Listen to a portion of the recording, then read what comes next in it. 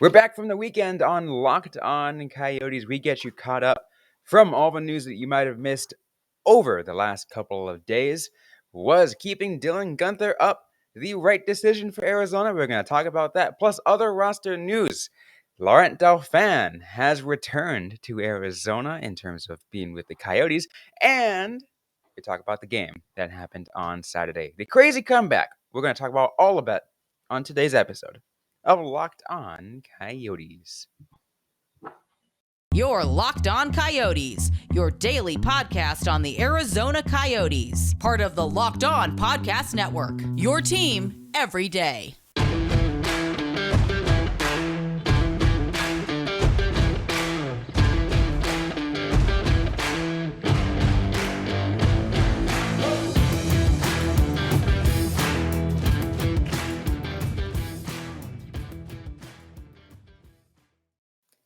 Welcome to the show, everybody. I'm Robyn Leonio. That's Carl Pavlock right beside me. On today's episode of Locked On Coyotes, I want to thank everyone for making this show your first listen every day. We are free and available on all platforms, including on YouTube. We want to thank everyone. We want to, get things going. We got a great episode for you guys on today's episode. Lots of things to catch up from the weekend because a busy weekend for Arizona. We're going to go ahead and start off with talking about Dylan Guenther, Carl, because we've been teeing it up all week long last week on whether or not the Coyotes were going to make the decision to send Guenther back to the Edmonton Oil Kings in the WHL or to keep him up and spend a contract year with Arizona. Obviously, doesn't have to be an entire year, but now he's going to be using that first contract year. And they says that, you know what? He has deserved his spot with Arizona. What do you think?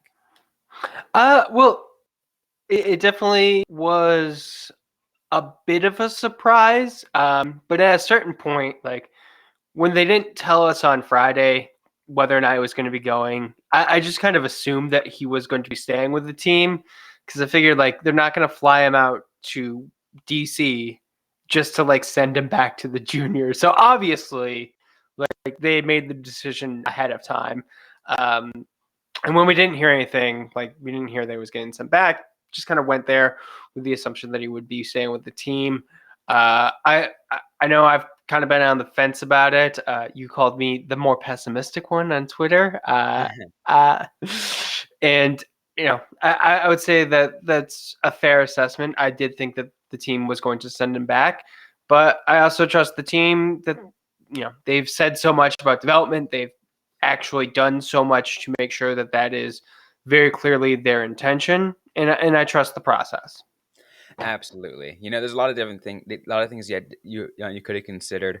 The Coyotes could have very well also have done a different thing, and the reason why they didn't announce it is discussion that we had with some of those people on, in our replies, is they could have done what Seattle is doing with Shane Wright and scratch him for a certain number of games in a row to send him down to the Roadrunners for a 2-week conditioning stint before finally sending them back down to WHL. But when we finally got the answers, like, okay, no, he's staying in Arizona. I think a lot of people were extremely excited about it because they now kind of get a easier glimpse into the future of the Coyotes. And you need something like that, right? You need to instill some kind of hope for this team. And you could have been like, all right, 9 games, that's your good preview. We'll be back. We'll readdress this again next year. No, they're just like, you know what? Yeah, the team's going to be bad this year, but we need a guy like Guenther to kind of reinvigorate some life. Yeah, and I mean, honestly, I hope that the team didn't make the decision with the fan base in mind, because that is the absolute wrong reason to keep a player, to keep things like. I'm not saying it's the only, but it's like fan expectations are one thing, but if they're ready, that should be the ultimate deciding factor. Absolutely. And based off what we got a chance to see from Dylan Guenther, is he has far surpassed junior level talent. There's like nothing, and I even said this right last week, even though I kind of even was on kind of agreeing with you that they probably should have sent him back at first. But he has far surpassed junior level talent. Like there's nothing that he could have done that he would learn more by spending another year with the Oil Kings than spending a year with the Coyotes. Like it couldn't like he would it would not work. Like he'd just like what am I supposed to do? I would know everything. Yeah.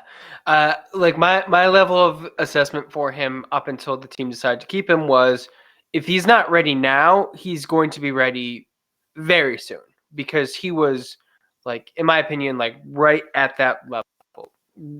That's the reason it was a tough call because he was kind of right there. I don't think he'd become like an obvious like we need to keep this kid around absolutely, but he was just right below that. So I am perfectly happy with the decision. That it does kind of like beg the question. We weren't planning on Guenther being here for the full season. Mm-hmm. Should we discuss the possibility of him getting a Calder nod? Because he is a rookie. He is a very dynamic player. He is an offensive threat. He hasn't gotten the love yet, but do you think by the end of the year he makes a consideration for that award? 100%. I do think he'll get that kind of consideration, especially since he's going to be working with some, NHL level coaches who are going to work on those last bit of few things that we've talked about that he needs to work on. He needs to work on his game like away from the offensive zone, neutral zone, defensive zone, in transition, everything like that. Like everything else, he's gonna be a star. We already Yeah, know this. Those little things, and we're just nitpicking. It's those little things that we think he needs to work on. That I really think that working alongside Torrene and John Madden will 100% help him with those things. sure. Yeah, definitely. He certainly still has plenty of space to grow. He is going to become a more complete player as time goes on. I think if he had been sent back to juniors, like next year, like he would absolutely be immediate Calder conversation. But this year, since it was a bit of a surprise, I'm wondering if he's going to start getting more national attention because that is definitely like he is going to be one of the bright spots to look at for the Coyotes this year. Clayton Keller was that last season, and Dylan Guenther is that this season. Absolutely, it's going to be really fun to see, and we'll of course keep an eye out. We'll probably have a lot of Dylan Guenther content over the course of Yeah, this season, which I'm excited for. I mean that was always kind of the plan to have a lot of Dylan Guenther content. It was either going to be with the NHL or back in the WHL, where we're just like, hey, you see this awesome Dylan Guenther clip? But I did see the Oil Kings posted a lovely kind of tribute to him, his time with the team. He was definitely a dynamic piece of them. And yeah, I'm sure they're sorry to see him go. Oh, absolutely. Like I would like let's look at it this way for the Oil Kings. They won the WHL with the help of Dylan Guenther last year. They went to the Memorial Cup and Guenther got injured right before the Memorial Cup started, and then the Oil Kings had a very swift exit. Yeah. And they have not been great, my understanding, to start this year without Guenther. So, yeah, potentially another reason why the team is keeping him with the Coyotes, just because, you know, do you want to be on the losing NHL team or do you want to be on the losing junior team? Not really too much difference, I guess. Well, In one, you're that, going to learn a lot more, and you're learning a lot more of NHL level coaches. So yes, absolutely, and against NHL level talent, like because that is just a way that you learn. You play the best people. absolutely. Definitely excited for Dylan Guenther to be spending his season with Arizona. We're going to talk we're going to go through, a lot of a lot of more stuff like this. I am absolutely sure. But we still got more to get to on this episode of Locked On Coyotes though. We're going to talk about the Flipper. If you guys know who the nickname of that, who we're going to talk about, back for his third stint with Arizona. We're going to talk about that in just a moment. But first, I want to let you guys know that did you know that over the holidays, property crimes like burglaries in Pakistan spike nationally? That's why our friends at SimpliSafe Home Security are offering 50% off their award-winning security system so that more families can feel safe and secure this holiday season. So order your SimpliSafe system for half off today and enjoy advanced security and greater peace of mind this holiday season. SimpliSafe was named the best home security system of 2022 by U.S. News and World Report for a third year in a row.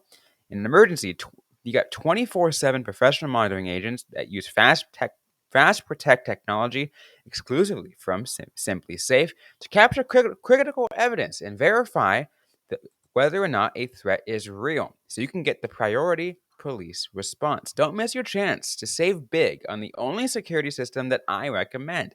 Get 50% off any new SimpliSafe system at simplisafe.com/lockedonnhl. This is their biggest discount of the year, so do not wait. Once again, it is simplisafe.com/lockedonnhl. There is no safe like SimpliSafe. Let's go ahead and now move on to more roster news for the Arizona Coyotes. Laurent Dauphin, aka Flipper, is getting called up from the Tucson Roadrunners and kind of really highlighting, Carl, a third stint with the Coyotes organization under a third GM. Yep. I'm not gonna lie. I did not remember that Dauphin was back with the team, with the organization. Last year he played with Montreal Canadiens. Registered a career high 38 games, 4 goals, 8 assists. I thought he was still there. But yeah, it's definitely kind of shows that he has grown as a player. It'll be interesting to see what he can do with the Coyotes. I'm glad that they're hopefully moving away from the 11 forward, 7 defensemen. I'm not entirely sure I fully appreciate Bear's vision on that. Yeah, they're trying to figure out some way to do something with that. They've been doing it for 3 games in a row now, and it's like, all right, let's see what you can do with that. But I think Dauphin can make a difference with that. I mean, I think, based off of, his growth over the last few years, it's like, okay, yeah, I think he can do something. He can definitely put in those bottom 6 minutes and kind of, just help fill out that depth and just do what he needs to do. Yeah. I mean, I was kind of surprised that it was Dauphin getting the first call up as opposed to Jan Yannick, Nate Smith, players who I think have a higher ceiling, but that just speaks to the Coyotes' dedication to development and making sure that players are in the right spot. We're talking about that with Guenther. We can talk about that in this segment as well. This hopefully is the right move for the organization, and yeah, let's see what Dauphin can do with some time with the Coyotes. Also, do you think it helps a little with the fact that when you look at the Roadrunners organization, the fact that Dauphin and Steve Potvin are probably really damn close, given the fact that Steve Potvin has been a coach, at least I started off an assistant coach of the Roadrunners since year 1, I think, even year 2. Yeah, and Dauphin got his starts before the Springfield Falcons. He was with the Portland Pirates for 4 games, which just kind of shows how long ago he was drafted by the Coyotes. And yeah, there's something that keeps bringing him back to the organization. So I love to kind of have him stick around. I'd love to have him, make the team full time, be a part of the rebuild. If that's, if he can help, then he has definitely earned a spot. Have you ever seen a player get drafted by a team, spend a couple years there, leave that team, you trade for that player for a second stint there, leaves the team again, and then you sign him and you get him back for a third stint? The third stint seems like a lot. I'm trying to remember because I feel like there's a couple of AHL guys who the Coyotes have done that with. But I may also just be thinking of Dauphin as a player. So yeah, I don't know. It definitely kind of shows that he's got an advocate with the team. Like if I left an employer, I don't imagine I'm going to be coming back to it anytime soon. Now, there's a difference between me and a hockey player because there's only so many places you can go in hockey. But he keeps sticking around, and to me that kind of says something. Absolutely. And like you said though, like I do think it's from earlier. I do think, it was interesting the decision to call him up um over Smith or over Yannick, especially because Yannick is the kind of player that would fit the mold of a tourney style offense. Yeah. I mean, Also, kind of fit the mode of a Zach Cassian, the player who he would be replacing. true. Yeah, no, that also makes a difference too. I mean, I'm not saying that Dauphin's not. Dauphin's got a little bit of physicality in him. I mean, but different.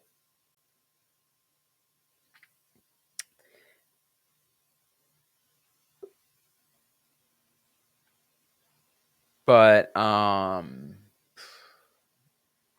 yeah. I mean, like, well, do you have any thoughts about Dauphin that you want to? Um, I will say that his time in Montreal definitely impressed me. Like he got a long look with the Canadians, and that to me is something where he never got that with the Coyotes. I was never able to evaluate him that way. And it kind of, the Coyotes are a team. We've talked about this so many times where you have an opportunity and he will hopefully get the chance to show what he can do with the Coyotes. And, it wouldn't be surprising to me if he ends up playing like another 30 plus games in the NHL this season, if he can grab a spot and not let go. Absolutely. I think that's the only things you can think of, that you can hope for him. Like, you just want to see him do well, right? You just want to like, especially because we're familiar with him, right? You just want to Yeah. see him succeed. Yeah. It's kind of like the last game where Darcy Kemper was in net, and we're like, hey, I know that guy. I hope he does okay. Right. Right. Exactly. Well, we're still going to get to more, though, on this episode of Locked On Coyotes. We're going to talk about the game on Saturday and the absolute crazy things that happened in that game. We can get to that in just a moment. But I do want to thank everyone for making Locked On Coyotes your first listen today. Go ahead and make your second listen game to game NHL. Every moment, every top performance, every result. Locked On Game to Game covers every game from across the National Hockey League, with local analysis that only Locked On can deliver. Follow game to game on Locked On NHL, available on the Audacy app, on YouTube, and wherever you get your podcasts. But let's go ahead and talk about the game on Saturday, Carl. Arizona Coyotes versus Washington Capitals. Arizona comes up with a 3-2 come-from-behind win in the third period, mainly because that's where most of the action happened. But oh my God, Carl, what a win! What a win for Arizona, and in the weirdest way Yeah. possible too. Yeah, two goals that we don't really expect to see too often. This is the first time in a while I have seen the Coyotes score one of those goals that the light comes on and the horn blows, but play resumes. Like they're pretty rare, and the Coyotes tend to be all the more rare. And then a last-minute goal to win the game in regulation. Another kind of rarity that you don't see too often.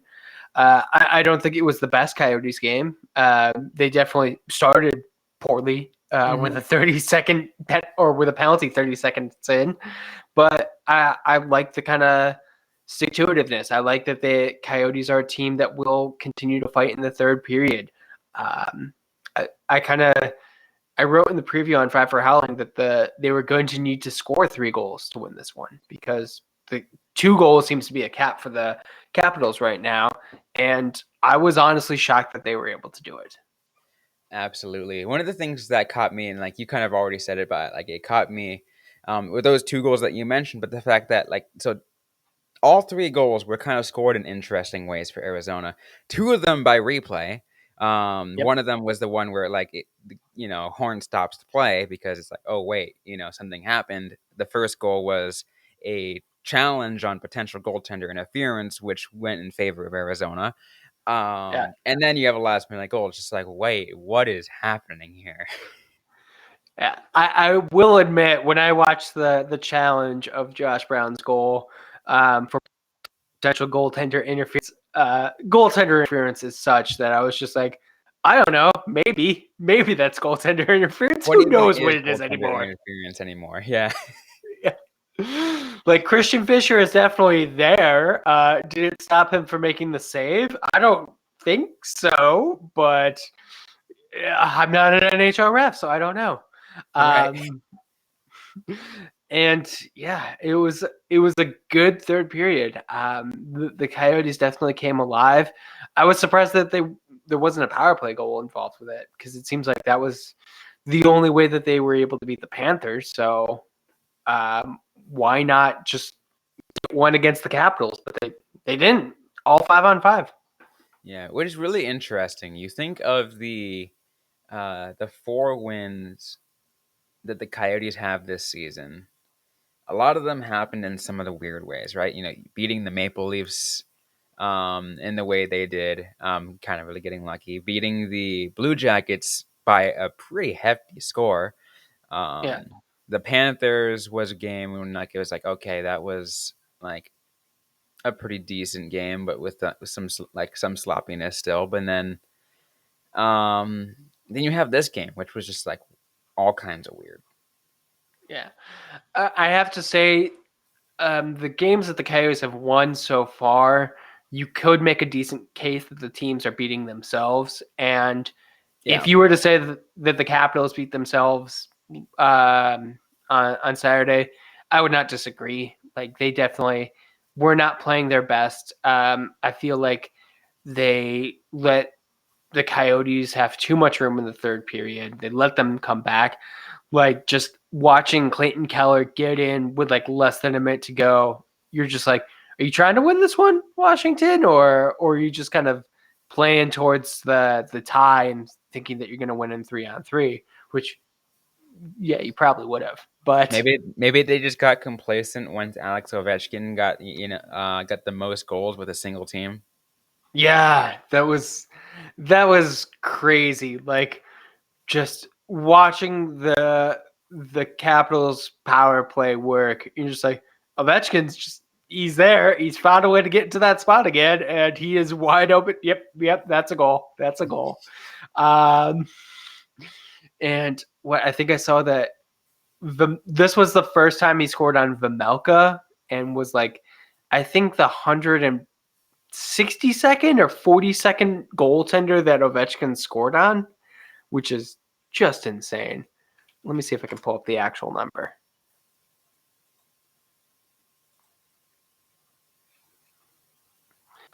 $167 different goaltender that Alex Ovechkin has scored on. Like, Wow, yeah, that is hockey stats, people. You gotta love it. yeah. And he's only like fourth in the league, which is also crazy because he is going for the most goals record. He's on a pretty good pace for that too. Yeah, that is an interesting thing. How many is that? What was that? Like 780 something, right? Uh, 787, Seven? I think. Yeah, Yeah, I think one that's of yeah, those. 787.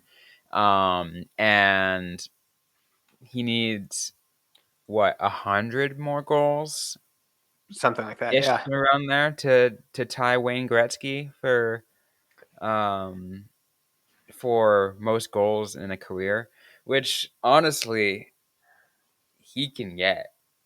Yeah. He had 50 last season. He has 7 already this season. Like, so two, maybe like part of 3 seasons left. And Alex Ovechkin is probably going to be that. And I mean, if you think about it, like if there hadn't been lockouts and COVID, he would already have it. Right. No, 100%. 100%. Which what makes it all the more interesting. It was fun to see, it's always fun to see Alex Ovechkin play. It was good to see the Coyotes play against Alex Ovechkin. Yeah, maybe one of his prominent goals got just scored against the Coyotes on Saturday, but you know what? A win's a win for Arizona, so we'll take it, right? Yeah, it is fun to see like all of the headlines where it's like Ovechkin hit a milestone, but the Capitals lost to the Coyotes, and It's amazing. Absolutely yeah, love it. Absolutely love it. But they still got more away games. They got what only that was only the first of a 14-game road trip. They got yep. three coming up this week. They got Buffalo on Tuesday, so on tomorrow when all you guys are listening to this episode. And then you got the New York Islanders on Thursday and the New Jersey Devils on Saturday. Your just quick thoughts of this upcoming week for Arizona and the three teams that they're set to face. So three teams I'm going to say surprisingly competitive. I didn't think that the Sabres or the Devils would be as good as they are, um, which to me says, hey, maybe they'll underestimate the Coyotes. Maybe they will be complacent like some of these other teams. Or maybe they're surprisingly competitive because they are not complacent against teams like the Coyotes. It kind of remains to be seen. Like so much of watching games right now is how is this team going to play against Arizona? Yeah, absolutely. It is really funny. Are they going to take for advantage or get complacent, or are they just going to play how they normally would play? Yeah. I mean, I would rather games depend on how the Coyotes are able to play, but that's just not where we are right now. It depends mostly on how their opponents play and how the Coyotes are able to respond to that. Because if their opponents are complacent and the Coyotes are also complacent, their opponents are probably still going to win. Like both teams have to show up, but it does seem to be like the opponents they're beating themselves right now, and the Coyotes are happy to take the points. Oh, they're always happy to take the points, right? Yeah. I mean, at the same time, tank hard, but um, There'll be time for that. Like, uh, yeah. But have you seen what the San Jose Sharks are doing? was it the Sharks that did the own goal, or was that the Ducks? That was the Sharks. Yeah, yeah. It's it is surprising at what teams are doing what, and just how bad like some teams are when like you looked at it, you're like, all right, these are going to be the three teams that are definitely going to be going for Bedard, and they're like doing okay now. Like the Coyotes, the Blackhawks, and who'd you say would be the third team? I said the Flyers, and the Flyers surprisingly are winning games. Yeah, yeah. Like so, like it's interesting, but it's also an 82 game season. We are an eighth of the way through. Like there's, Yeah. I truly believe there's going to be a 14 game losing streak at some point. Oh, that would be absolutely brutal. But Yes. you're right, though. You're right. It's probably going to happen. So prepare yourself, Yep. everybody. Yeah. Just do what we do, and make sure you have plenty of alcohol stocked. Just emergency, like if you can get one of those tiny things that you need to break the glass, and that'll save you from the coyote season. But also there should also be another glass one that says in case of Bedard drafting, it's a bottle of champagne. Yeah, yeah. Have champagne too. Like diversify your emergency alcohol because you're gonna need it. Absolutely love it. Any final thoughts you'd like to share before we close things off on this episode? It's the road trip starting out good. Let's see how long that we have positive feelings. Absolutely.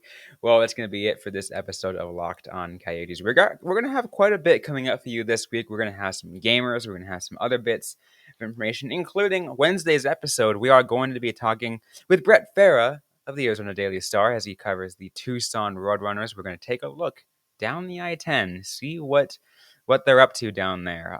Since I'm not down there anymore, we need somebody to pay attention. But we're going to have an episode kind of get caught up as they have a really good season so far.